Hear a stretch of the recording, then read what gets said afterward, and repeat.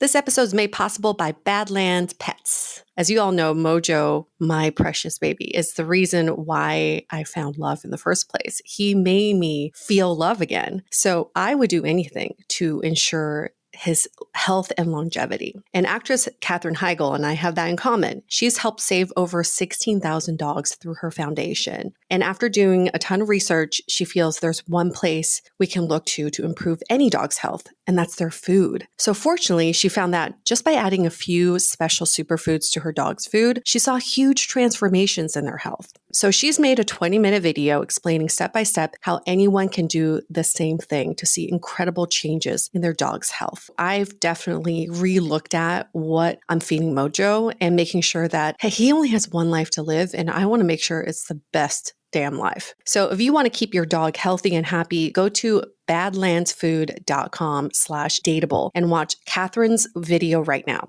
Again, that's badlandsfood.com/dateable. I was so excited to get my shipment from Last Bottle Wines in the mail the other day, full of incredible red wines, all from Napa Valley. I love wine tasting, so having this to my door couldn't be happier. Also, couldn't be more excited that today's episode is brought to you by Last Bottle Wines. If you don't know already, they're a Napa-based online wine shop with a twist. They offer just one handpicked wine per day until it sells out, and they're always at incredible prices. We're talking 30 to 70% off retail. And the best part is that there's no subscriptions, no fees, and no minimum purchase. And I could not be more excited to bring this offer right now because they're having a marathon sale, which is coming up March 28th and 29th. Even better, we're offering Dateable listeners 10% off your first order with code DATEABLE. So if you are a wine lover like me, this is a great time to join. And did I mention that shipping is 100% free? So what are you waiting for? Mark your calendar for March 28th and 29th, or get on it earlier if you want. You can sign up at lastbottlewines.com and use code DATEABLE and find out why Last Bottle is the most fun way to discover and buy amazing wine. The Dateable podcast is hosted by me.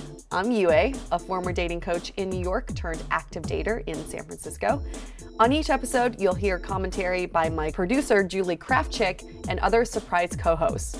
This episode of Dateable is brought to you by 500 Brunches. 500 Brunches connects like-minded people with similar interests to meet in real life over brunch. You answer a quick questionnaire about your interests and how you spend your time, and then they'll match you in small groups of 6 to 8 at a brunch spot in San Francisco. Get a free entry into a brunch now by signing up at 500brunches.com and using the code DATEABLE. Hey everyone, welcome to another episode of Dateable, a show that opens up a candid conversation about dating in San Francisco.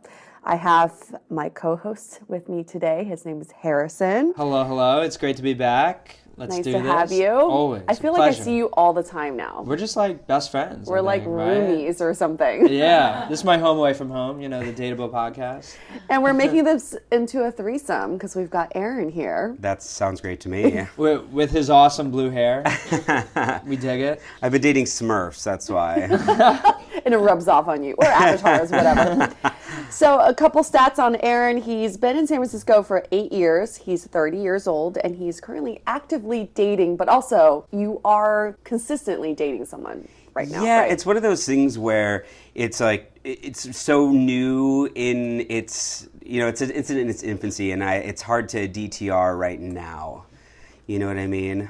That's like everyone. Everyone's in limbo right now. Right. Well, and also I was traveling a little bit. I was traveling for 2 weeks, and I'm traveling again for 3 weeks. And so I don't want to do that right before I go away again. So when I come back, if, the heart, what distance makes a heart grow fonder, if that happens, to come back, then we'll DTR. Yeah. How do you keep that spark going? Snapchat? Are you guys Dick snapping pics. a lot? Dick pics a lot? Okay. Is that? No, I mean. Because that is hard. I mean, you have the spark, and then one of you just travels for a couple weeks. You're gone. Yeah. Well, I think part of it too is making the other person, making the other person feel like they're there with you in some way. Being, for me, there was something that reminded me of him, and I just, messaged him, and I was like, I was thinking about you, and I sent him a picture of whatever I was doing or what have you. And so I think that helps. Wow. If you really want to make something work, if you're away, you really got to make an effort. Right, and that's so true. And I didn't realize it before. I mean, I had booked these things so many months in advance, and then he came into my life. So it's it's one of those things too where something like that lands on your lap, and you're kind of like, well, shit, I'm going away now, and this was planned beforehand, and so it wasn't at least it wasn't consciously me trying to make myself unavailable. In fact, I've been trying to make myself more available recently, but that's when it's tricky. It's tricky. Good. It's a breakthrough. I mean, it never happens when you're expecting it, right? Like, it just never happens. I mean, I think it's a good sign that you had all these trips planned and you weren't even thinking Yeah. that you'd Right. be seeing someone Right. during this time, right? Right. Well, sometimes people just appear in your life, and then you're like, "Where have you been all this What time?" do I do with you now? Totally. Shit, Yeah. like, what are you doing here? Which is a Totally. nice segue into your Yes. story, isn't it? Has something Yes. to do with Facebook. That's all I know. It does, that fake news engine Facebook. Oh, yeah. Yeah, well, I was just trolling Facebook. I'm looking for people to start fights with, and you know how it comes up with like people you may know every once in a while, and this guy, I was scrolling through there because at least in my case, when you're friends with enough gay people, then it's like all the people you may know are like these beautiful gay men. It's just like this buffet of beautiful. I'll show you. It's beautiful. It's like wonderful. It's How come we don't have that issue? It's borderline pornographic. Everyone's shirtless or whatever. But anyway, there is this guy, and his picture was just really attractive and really handsome, and he was like very much my type, and my type is sort of specific in the sense I like really pale guys, like really pale ginger or blonde, blue-eyed, like Viking types, Like cherub looking. Just like I love like freckles What are a about big them? turn on. They're the opposite of me. Like I'm darker. I've got brown eyes, dark hair, and I just am really attracted to the reverse of that. Like albinos. And I always have albinos, translucent. What's Anything is translucent? like What's Casper is sexy to translucent? me. Casper is the sexiest person ever to me. Like if they need SPF 1000, I'm in. I will hold the bottle. And so he popped out. And so anyway, so I like clicked on his profile and I was like, wow, this guy seems kind of interesting from the limited view that I got. So anyway, I messaged him and I was just like, hey, you popped up on people you may know. And I don't think I know you, but I would really like to. And you're really attractive. And so, I'm taking out my notepad. I hope you have a great day, or something like that. And I kind of figured it's going to go into the ether. You added him first? No, I didn't add him. I just sent him a message. What? Yeah, Wow. and I figured it'll just go into the other inbox, Yeah. that people never check and never see, and it'll just disappear. Well, I mean, you never know. Like, I hoped he would see it, but I kind of assumed that he just wouldn't.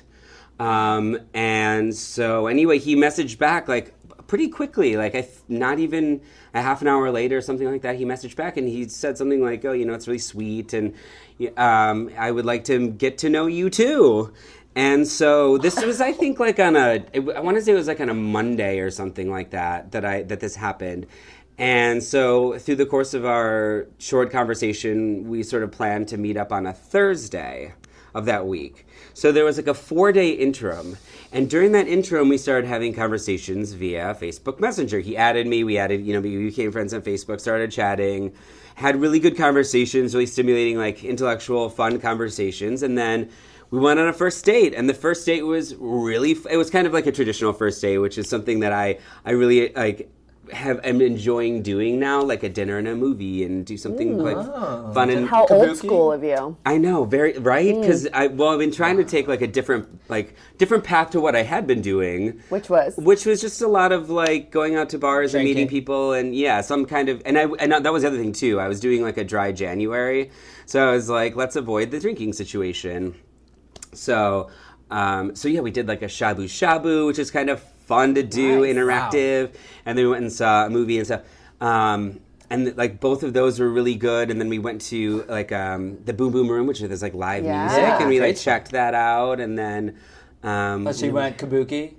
We went to, oh yeah, we did, yeah, Kabuki. Okay. Yeah, It's exactly. the only right, that same date neighborhood. night movie spot in town. Alamo I know. Draft House. Yes, over agree Kabuki? with you, Really? 100%. Sushi and Kabuki is my go-to. No, No. you're doing it all wrong. Alamo Now Draft there's- House. Yeah. So we went on this great date, and it was really nice, and then I was very gentlemanly, and we kissed a little bit, but I dropped him off at his house, and walked him inside, and that was that. You dropped him off at his house. Yeah, I know. I drove and Chivalrous. everything. I drove my Wow. jalopy around, and Did you plan the date too? Yeah, Oh, so you did everything for this first date? yeah. I You was paid? like, I was like, do you want to do? Yeah, I don't remember. I don't remember if I paid or not. Actually, normally it's like it's always an even split. There's never that's the difference between heterosexual relationships, dating, and never gay knew relationships. that. It's like always evenly split. There's never an expectation that someone else pays. Really? Yeah. I mean, it's a nice gesture if you do, but it's never an expectation. So the default was probably we split it, but it's hard to say. I don't remember.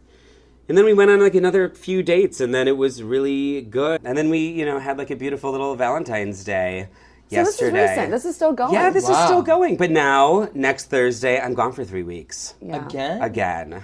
What's his? Yeah. What's he saying about that? Well, we haven't sort of talked extensively about it. I mean, he knows that I'm going away, but we haven't, there's not, I don't know. The thing is like, based on, we haven't really talked so much about the open relationship thing, but my guess here is, based on the conversations that we have had, that it's kind of a more fluid situation in terms of openness. So it's not as though there's a need to necessarily like lock things down from either one of our perspectives. Do you want to lock things down though? Well, I would like to explore it further. I mean, I'd like to go on more dates with him. I'd like to feel him out. I'd like to, get a good sense of what's going on. And then, yeah, I'm totally open to locking it down. But locking it down to me does not mean monogamy, and I don't think it does to him. He was in like a multi-year monogamous relationship that he got out of like 6 months ago.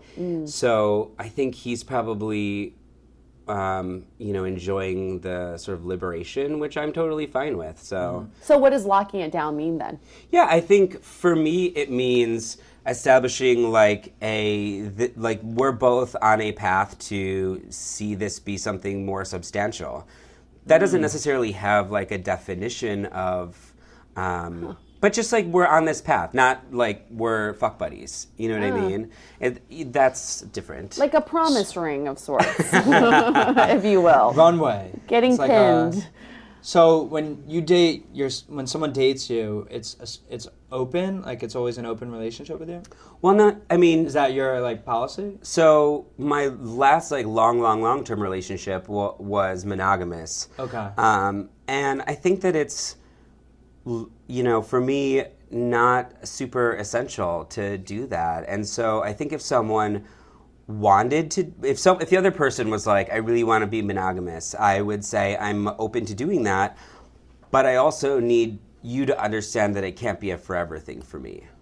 It's not something, my price of admission is that I will do it for the amount of time that you need to establish like the baseline of trust. Because a lot of guys that I talk to, they're like, I want to, like, openness is fine, but I want a period of monogamy before we open it up, right? They want to like establish that they're each other's one and only, and respect then they that. open it up. And then of course there's all the other like things that go along with that. Like, is openness threesomes with some, like you're together and then you add an extra, or is it, when, if I go away and then, we each have freedom, or, like you can define that in so many different ways.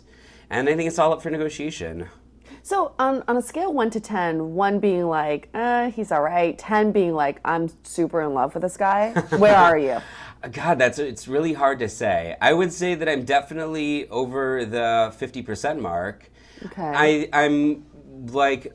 think that without jinxing anything, that we're on a really good path. Like, I haven't met someone who is who sort of like surprises me in a number of different ways, and by that I mean like he has we have a really similar sense of humor, which is huge. And then we have you gotta laugh together. Right, You and have to. It's so important, especially today. And we have really good sexual chemistry, and we're sort of each other's type. And then he's also like really grounded and has, his shit put together. And I think that those are, like, oftentimes you'll find people who, and he likes to party, and I like to party. I like to go out until 6 a.m, and so does he, and like things like that. And so it's usually like you find one or the other. Like you find someone who likes to party, but don't have their shit together. Their life is like kind of a mess as well. But I'm one of the rare people, and he's one of the rare people that like you can like do that. And so I think that was really something that was fun to me, that we both have these sort of like vibrant lives outside of our work as well. So when you cross the 50% mark, is that when you're done actively looking to date someone? Like for now, you're putting that on hold? Oh, you're like still dating other and all people. that. First of all, I'm not one to use Tinder or Hinge or Grindr, really any of the apps. Like I don't find that they're good indicators of anything, and people are flaky, and I find them really a lot more work than they're worth, and so I have always Facebook found... is a lot more reliable. Well, it turns out... Is Facebook the new Hinge? Is Facebook the new Hinge? But I feel like that's a very rare circumstance, Ryan. That's what we're talking about. But like, my MO has always been to meet people out and about, just because I'm much more intrigued by the interaction and meeting someone for the first time and getting to know them in real life and asking questions and flirting and doing the whole flirtation thing for me is huge. I'm one of like the rare gay guys who doesn't really use like Grindr hookup apps to have sex, because the transactional nature of those things does not appeal to me. Like I'm much more into the flirtation and the fun of that. And the sex is better when you actually like flirt and lead up to something instead of just like boom and then it's over. Right? Yeah, I agree. But, okay, so I'm thinking about my own timeline when I'm dating guys. If I'm over the 50% mark, that's when jealousy comes into play, right? I don't experience it.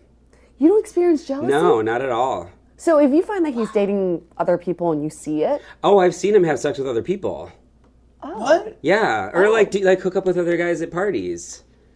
Yeah, and same for him with me. And there's no jealousy.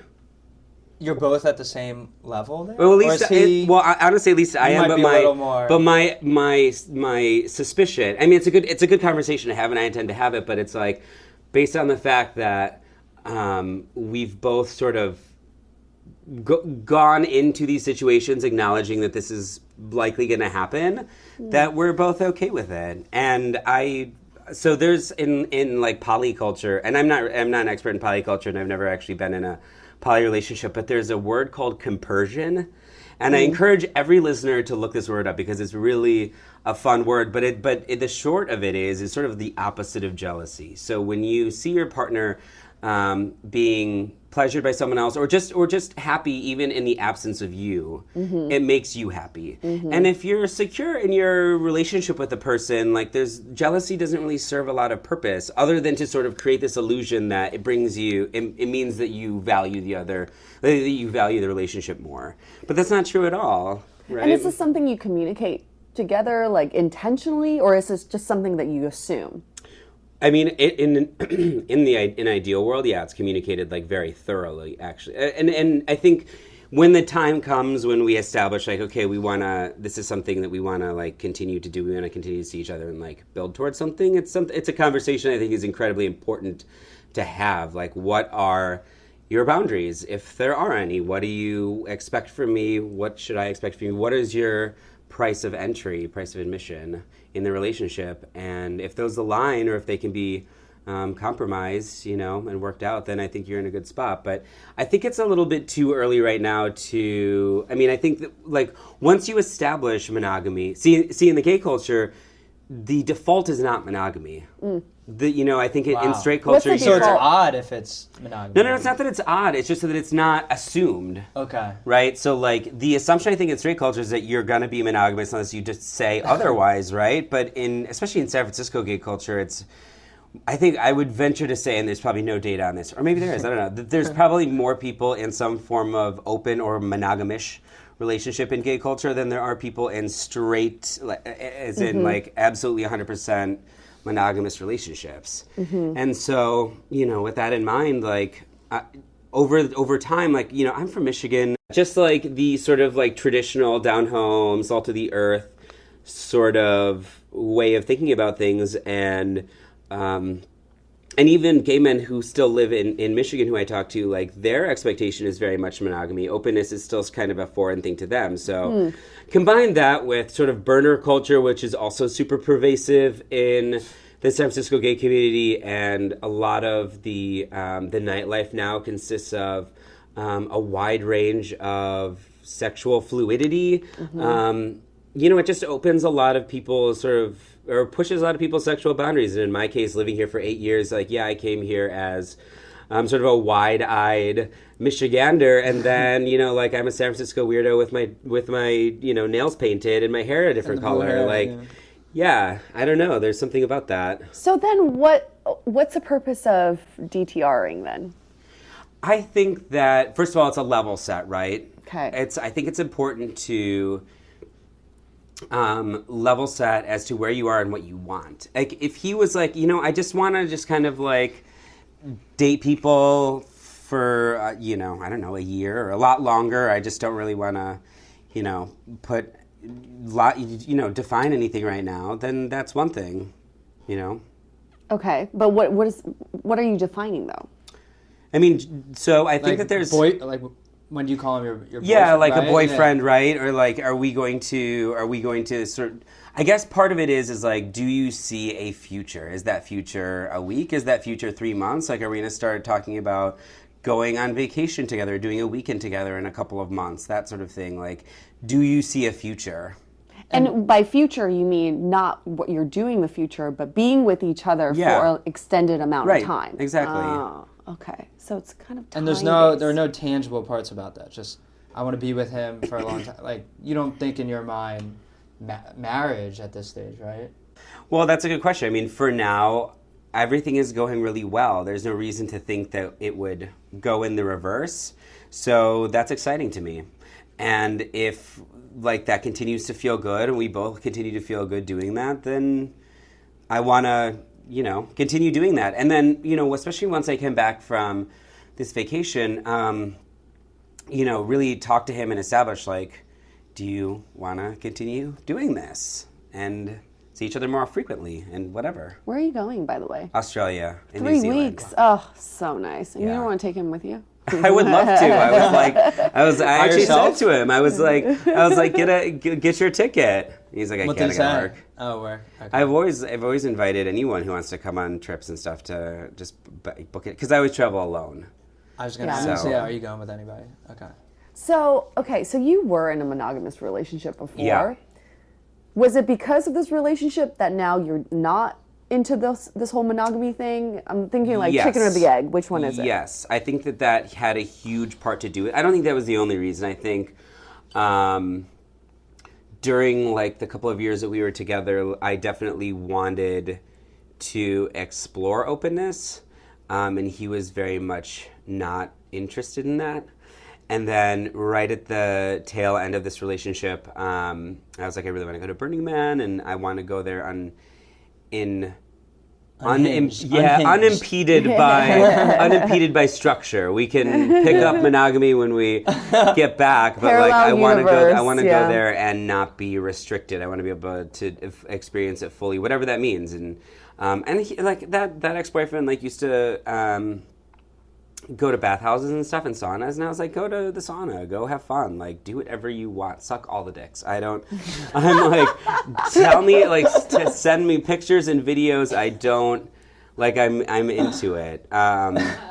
And so when I came, like, I did have experiences there, and then I came back, and he was like, don't tell me, and I was like, okay, I want to tell you. And then eventually he was like, tell me, so I told him a little bit, and he was like, yeah, I shouldn't have asked, because you went there and did that, and I stayed here and didn't do anything. Did he not want to go? Yeah, he didn't want to go. We broke up not too long after, because for so long our paths had been parallel, and then I think that awakened me in a lot of ways, and about things I wanted to do and things I wanted to experience, and that life was a lot, or had the potential to be a lot richer and a lot fuller by opening up to different things. And not only was it that just the monogamy part of that, but it was also the I think unwillingness on his side to do a lot of things, and I started to like piece it all back together, and I was like, wow, you know, I was always the person to be like, let's go do something special, like let's jump out of a plane, let's go do this thing, and he was always the person like holding back. And after a while, after years of that, it gets really tiring to always push that boulder uphill and to be the person always expanding their sort of worldview. Yeah. So when the balance, I guess, is tipped, because that's a huge part of what you're looking for. You want someone who's willing to try different things, and he clearly wasn't. So the balance on the other side, like were there qualities about him that kept it going, even though there's this huge part that was just, I mean, that's not a part of like your truth, your DNA. I mean, I loved him. Yeah. You know, and our lives came together at this very strange inflection point. This relationship, like my mom had just died like a couple of weeks beforehand, and it was very strange timing that I came back from that, and it's complicated, but like she died, and then it also like opened my eyes to my own sense of mortality, because she died at 52 and I was, I think, 25 at the time, and I was like, God, I could be like middle-aged. What am I, you know, if I you know, die in 25 years, or if I walk out the door and get hit by a car, like I want to have lived, you know, my life. And so anyway, so I sort of, that epiphany happened, and then I came back to San Francisco after that, and I met this guy at Toad Hall randomly outside in a bar, and we was like a one-night stand, and then we didn't have sex though. It was a one-night stand where we both got drunk and came over back to my place, and he was like, we'll get naked and cuddle, but we're not going to have sex. And I was like, we'll see how that works. And then we didn't have sex. And we actually started dating like really hardcore, like several times a week. And this was all throughout December. And we spent like Christmas together and all this time together, and New Year's and everything. But we didn't have sex, I think, for like 3 months of very serious dating. Wow. Which is, yeah. Unheard of. Yeah. Was that you his try choice? That. It was definitely his choice. But you were doing other things. But it was very much like he wanted to test me and make sure that I was, you know, willing to do that. It's whatever. It wasn't like the end of the world, but I was definitely stressed out by the end of the 3 months, because I also wasn't seeing anyone else. I was just having a lot of me time. So when you see your partner, who you are over the 50% mark with, having sex with someone else, what are the emotions that you feel? Like, I want to take a video of this. Really? Why? Yeah. That's crazy. Wow. Because it turns me on. I mean, I don't have to be the active participant in it either. You know, it's also fun to be, but yeah, no, I mean, I don't know. I can't explain it. I mean, can you explain jealousy? I think it's hurt. I think it's more so being hurt.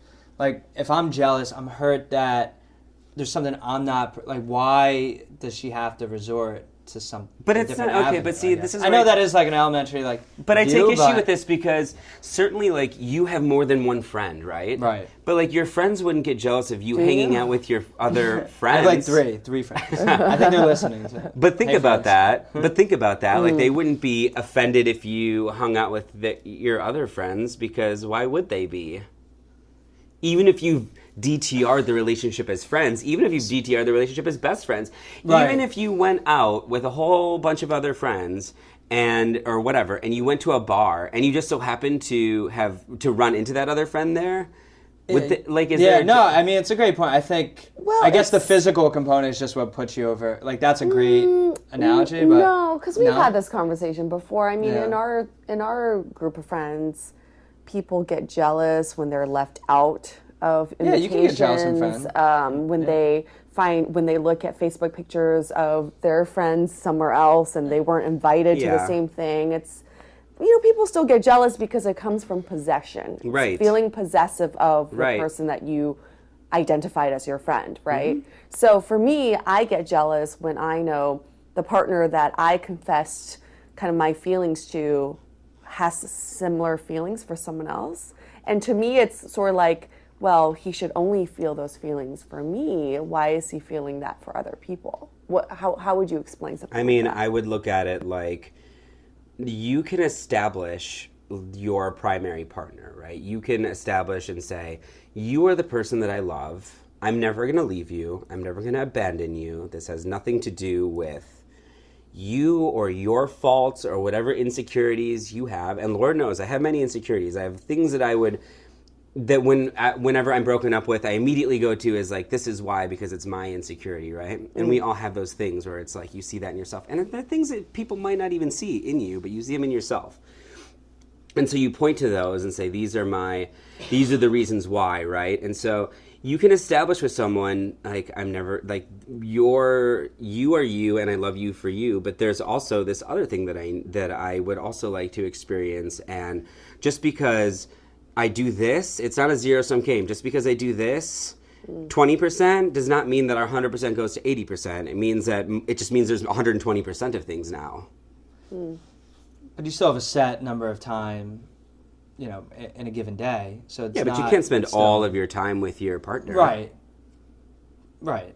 And jealousy is definitely a part of poly relationships as well, from what I understand. Like how you negotiate those things, how you establish those things, is incredibly important, and it's something that you kind of have to deal with as you go. It's not to say that I've never felt jealous. I just don't feel jealousy in the sort of traditional sense of that sort of thing, where like I think most people would, if they went to a party and saw their partner making out with someone or fooling around with someone, they'd like go ballistic. Yeah. Whereas I'm like, rah, rah, rah. That's Take amazing. some pictures. I respect Take it. the video. That's unbelievable. That's amazing.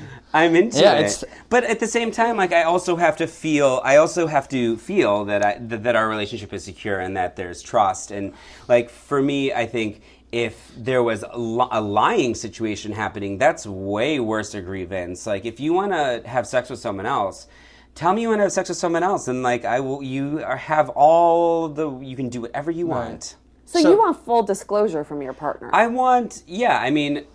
would say that yes, that would be my idea, would be to have full disclosure. Like if you're going to go do something, just let me know that you're going to go do something, or that it's a possibility that you'll go do something. But if you're away for 3 weeks, do you want your partner to tell you everything fully he's assume. done? No.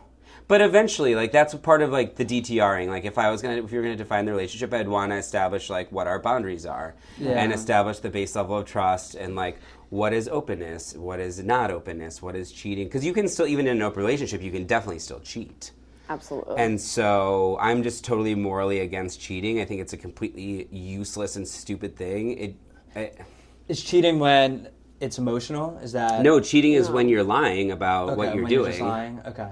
Yeah, I mean, if you don't believe that you can be a monogamous person, don't enter into a monogamous relationship. It's as simple as that. Like, if you think that there's even a slight chance that you're ever going to put your dick inside of someone else or put someone's dick inside of you, then you just shouldn't do it. You just should just say, I have to have some level of openness, and we can like cross that bridge when we get there. Got it. Do you think you'll just not engage in the cheating? That's the other option. Because it's the whole lying part that screws with people. That's the bad part. So the rah-rah, like if your partner's having sex with someone else, but if he's emotional, like if he starts getting emotional with someone else, is there a limit there? Look, you cannot prevent any other person from leaving you. We've all been dumped, and we've all dumped others, and we don't have to. We can do it for no reason. We can do it for no apparent reason. We can do it for timing reason. We can do it for a million of different reasons. And look, I have always told everyone I've ever dated, if you at any point think that like you found someone that meets your needs better than me right now, like go for it, because that's what you need, and that's who you are, and that's what you want. And like I can't meet everyone's needs, right? And also, those needs change over time. Like all of the relationships I've ever been in, like for the time that we were together, it was really good right up until the moment when it sucked. Like our paths were going parallel, and then all of a sudden they diverge. And just because they diverge doesn't make it bad or negate the whole good experience. I agree. I mean, I think if you're cheating, that's just a sign you're not in this relationship, right?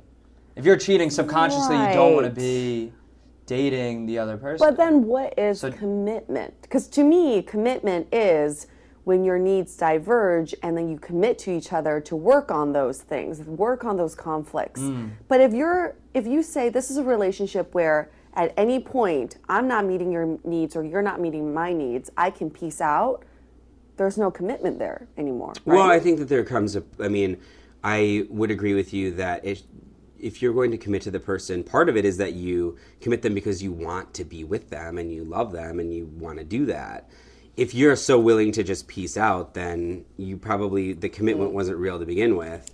I feel like the piecing out part is like the final straw, right? Like if you've committed to someone and then you meet someone who you think is like fabulous, great, you met someone who is fabulous, but you also have this person who you've already committed to, who you love and presumably love and care about and want to be with. Right. So you have to weigh those things like, okay, here's this bright, shiny new object. Is this bright, shiny new object someone I want to like dump this like investment that I have over here with all these great qualities and stuff for the shiny new object? Or do I just want to fuck the shiny new object? Like, what is the thing? And so you have to negotiate and weigh those two, I think, in any relationship. And the sad thing to me is that like half of people cheat on their partners, when in reality you could probably just like, so in situations with me where I've dated guys and we sort of like established a level of openness, I have found that I am less interested in actually utilizing the openness because there's also a bit of like forbidden fruit, factored in there, where if you know that it's a possibility, suddenly it's not as interesting. I mean, not to say that I haven't taken advantage of it, but like it's not as interesting. Mm-hmm. I think when I was in my long-term relationship that was monogamous, I felt this sort of like entrapment in a way in monogamy, and truthfully, because I had brought it up and had been so consistently denied, also felt resentful that I wasn't like my needs weren't being met and my feeling like I wasn't being heard in that way. Right. Do you think you'll ever be monogamous? Maybe. I wouldn't ever, so like, I think when it comes to me, I wouldn't ever rule anything out. I also wouldn't ever rule out being with a woman either. Mm-hmm. It's hard to say like where you are in your life and what you need and what you want. Have you been with a woman? I have. Yeah, I have. Oh, you have? I'm not a gold star gay. I have 0 stars. Wow. Do you know what that means, like gold star gay? No. So gold star gay is if you've never had Did you know if you've never had sex with a woman, yeah. Oh my and then God, that's there's amazing. Another one too. You're like a platinum or a diamond gay if you had a cesarean section, so you've never touched a vagina. Oh, wow. I Oh heard my that God. one. There's levels. I have no stars. That's unbelievable. Wow. Okay. Yeah. So you have been with a woman. I have. Yeah. I not dated, but Women? No, just one woman actually, and it was a long time ago. Was she so, Usually it's an Asian. Missed that one. well, hey, you said it, not me. I know. Is that true? Is that a lot thing? of That's air, a thing? air A lot quote. of gay guys who lost the gold star. Well, no, It was an I just Asian know woman? it's more that like a lot, for whatever reason, at least in my experience, I never knew that. that a lot of guys before they come out are with Asian women. I don't know why. No We're the gateway. You're the gateway drug? What are you guys doing? We're the gateway. Oh my God. I don't know. That's amazing. Can't explain it. Start dating Asian women, then call me in a year. Find him on Facebook. No comment. I think the takeaways, let's just wrap this up. I think the takeaways are, I think what you said that really resonated with me is that you can't predict the future. Things happen. You change. People change. What you can have control over is how you feel today, how you want to proceed today, and how you want this relationship to carry out today. So the commitment you're making is, for who I am today, I'm committing to you. And there are no guarantees in the future. Let's not hold each other back. If we're not making each other better, then we leave. But if we're still making the best of our relationship and enabling each other to be better people, then we keep going, right? Right. And when in doubt, there are always suggested friends on Facebook that you can look out for. Yeah, I would definitely say I'll make a. Good. That's a good lesson. I'll make like one and only sports reference. I think it was like a Wayne Gretzky quote that I'll paraphrase. But you miss all of the shots you don't take. I mean, the only risk in me doing that was him saying no or not responding, which is like not a risk at all. Yeah, so, I worry if I do that because of the perception of straight guys just randomly reaching out. If I reach out to a girl, she might think that's creepy on Facebook. Yeah, I don't know anything about that. So I don't know. I don't know. I know. What do you have to lose? Who cares? I guess. But I do have to say, the people you may know list on my Facebook are all like guys I've met on Tinder. Oh, yeah, because you have their Right. number and then it Exactly. like, Yeah. So yeah, I don't want to message any of them. fair. None of that Fair. of the Tinder family. The Tinder family. Any other takeaways that we can give to our listeners? I would say one thing, especially when it comes to jealousy, since we spend a lot of time talking about this. Always think about why you're feeling jealous. Dig into that emotion and what it is that you're feeling when you feel jealousy. Not just like he did this or she did that. Think about why that made you feel the way you felt. I think that's a really important exercise, and it's something that I do a lot to try and, because it's a process to unlearn jealousy. I think it's socialized within us to be jealous when someone is not devoting 100% of their life force to you, and so you have to unlearn that. Unlearn that. And I think part of it is just understanding and communicating what makes you feel jealous, and then I think that helps with making you happier, because jealousy makes everyone feel like shit. Makes you feel like shit. Makes your partner feel like It's the shit. worst.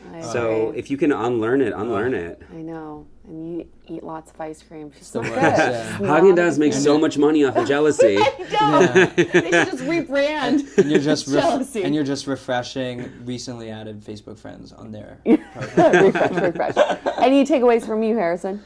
Yeah, I think, this was eye-opening for many a reason. But Hopefully that's not the only orifice that is opened. no, no comment. He's turning so red right now. Definitely turning red. This was a video, not a podcast. You would see my face turning red. No, I think at early stages of a relationship, I think it's important not to just dive in and like go all in. And when you're traveling, life happens, and not really going all out for that commitment until it feels right. But I think everything you mentioned in terms of like communicating, that is the number one problem that is with bad relationships in general, when it's not just a comfortable environment to talk about things. Like, get out of those. Those are the worst, because then you'll never be able to move past certain things, and you'll never be able to work on certain aspects.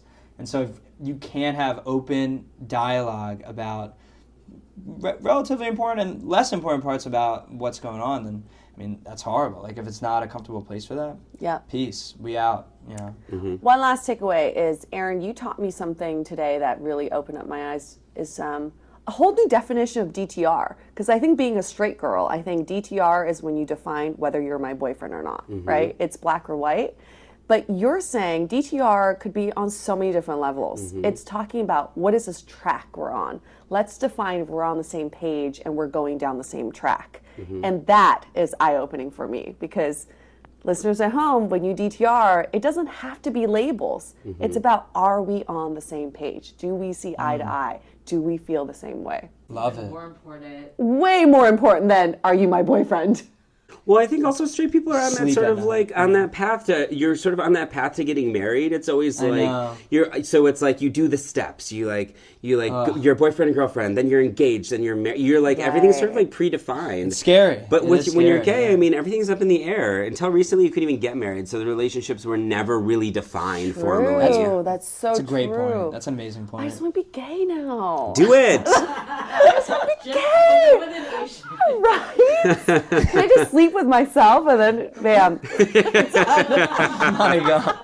All right, let's wrap this up. Listeners at home, we love to hear from you. If you have a story, just let us know what you've got. We love to have you as a guest on our show. We can always keep you anonymous. We can even change your voice if you like. And last but not least, 1, 2, 3. Stay dateable. The most efficient way to meet new people is a combination of online and offline. 500 Brunches has your offline covered. Connect over brunch with new friends. Come alone or bring a buddy. There is always a table full of friendly faces, mimosas, and eggs Benedict. Sign up at 500brunches.com and use the code DATEABLE for a free entry. To connect with us, visit dateablepodcast.com. You can also find us on Facebook, Twitter, and Instagram, all under Dateable Podcast.